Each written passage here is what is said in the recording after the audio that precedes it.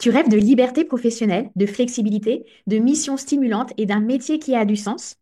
Tu envisages peut-être même de devenir online business manager, mais tu veux être sûr de ne pas te tromper. Je vais te proposer de faire une petite méditation. Alors c'est parti, ferme les yeux un instant. Imagine ton quotidien idéal. Tu accompagnes des entrepreneurs ambitieux, tu travailles à distance, tu choisis tes clients, tu es reconnu dans ton expertise. Et maintenant, ouvre les yeux et pose-toi cette question.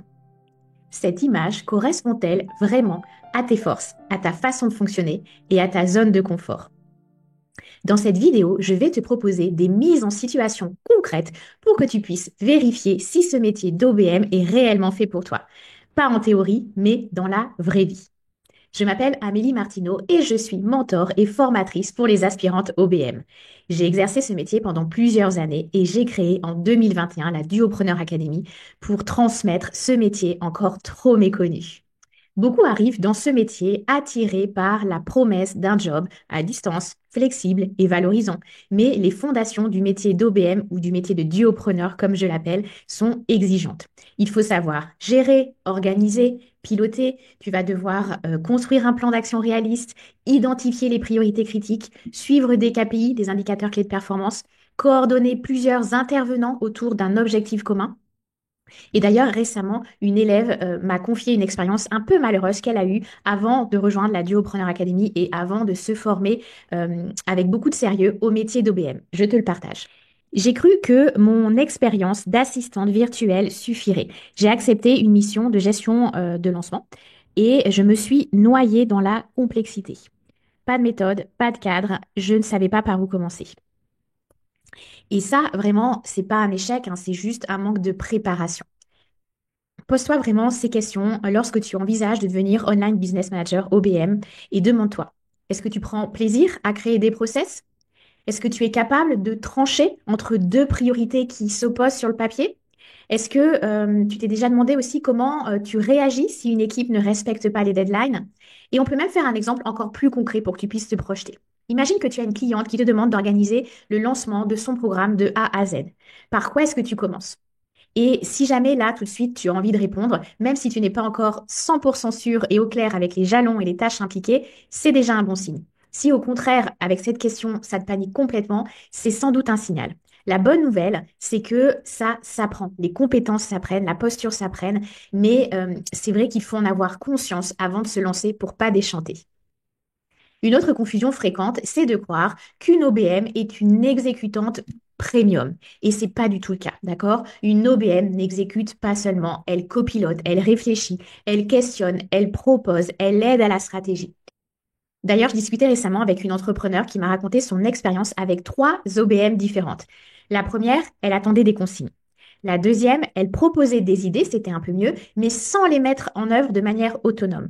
Et la troisième, alors elle, une pépite, elle a pris en main l'organisation, proposé aussi des scénarios alternatifs et elle a vraiment allégé la charge mentale de sa cliente de 20%. Bref, elle était vraiment devenue indispensable, pas parce qu'elle était exceptionnelle, mais juste parce qu'elle maîtrisait ce que c'était que le métier d'OBM. Vraiment, il faut que tu t'imagines comme le GPS d'un entrepreneur. Tu ne te contentes pas de suivre la route indiquée, tu anticipes les bouchons, tu ajustes la trajectoire et tu préviens aussi en cas d'obstacle.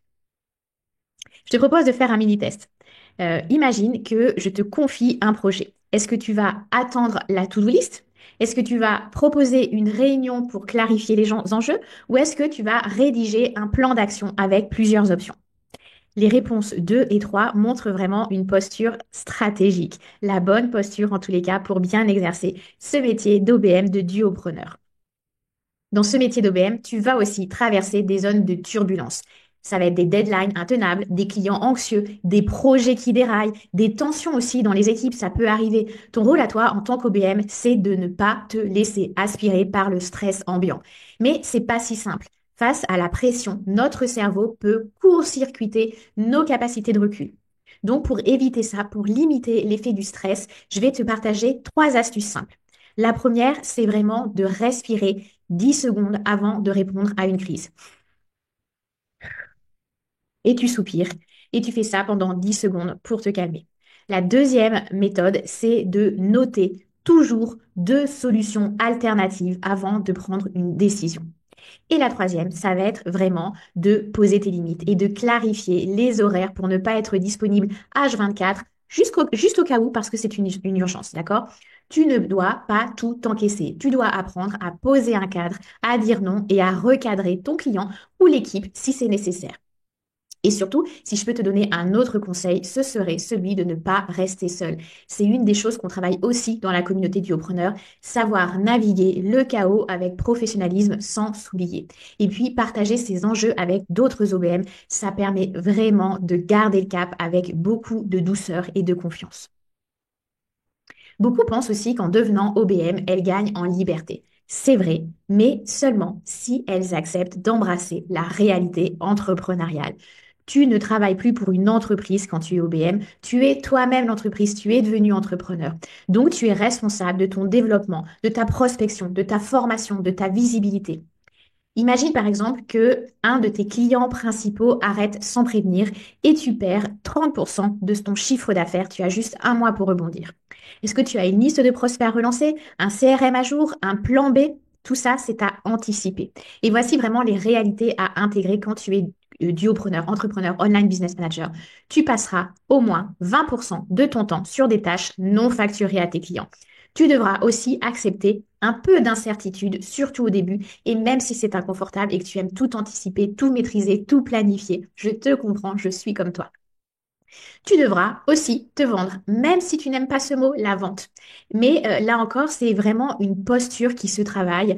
Et puis, si jamais au début c'est un peu trop violent pour toi, tu peux aussi construire un modèle qui soit beaucoup plus stable, qui t'offre plus de stabilité. Ça va par exemple passer par le choix de collaboration longue avec des clients. Ça va aussi passer par une visibilité maîtrisée, c'est-à-dire que tu n'es pas là pour devenir une influenceuse et publier les coulisses de ta vie personnelle et quotidienne sur les réseaux sociaux, mais vraiment pour avoir une communication maîtrisée avec une récurrence dans tes communications sur un canal qui te correspond et où sont tes clients, LinkedIn par exemple, et où tu vas t'engager envers toi-même à faire une publication chaque semaine pour montrer ton expertise, ton professionnalisme. Et puis, ça va être aussi un réseau qu'il va falloir activer avec régularité, soit un réseau en physique ou soit un réseau en virtuel. Certaines OBM préfèrent même un modèle plus hybride qui leur apporte davantage de sécurité. Certaines d'entre elles, par exemple, travaillent en sous-traitance pour d'autres OBM qui sont plus avancées. Je vois ça dans la communauté duopreneur où elles créent des alliances entre elles. Certaines aussi sont OBM, comme je te le disais, mais elles exercent leur profession en salarié, soit en CDD, soit en CDI pour une entreprise, ou soit à leur compte, mais avec une formule de portage salarial. Ça existe et ça amène beaucoup de stabilité et d'assurance. Et puis, certaines font le choix d'avoir exclusivement des missions longue durée pour limiter justement cette rotation de clients et cette forme d'insécurité. Bref, peu importe ton choix, le tout c'est d'être vraiment lucide et de ne pas idéaliser ce métier d'OBM et cet entrepreneuriat. Donc tu connais maintenant les 4 filtres essentiels pour savoir si ce métier est fait pour toi. Les compétences fondamentales, la posture stratégique, la gestion du stress et l'état d'esprit entrepreneurial. Prends vraiment le temps de réfléchir. Lequel de ces points te parle le plus? Lequel te semble au contraire à renforcer? Partage-moi tout ça en commentaire pour que je puisse t'aider et te pointer dans la bonne direction. Et surtout, pose-toi cette question ultime.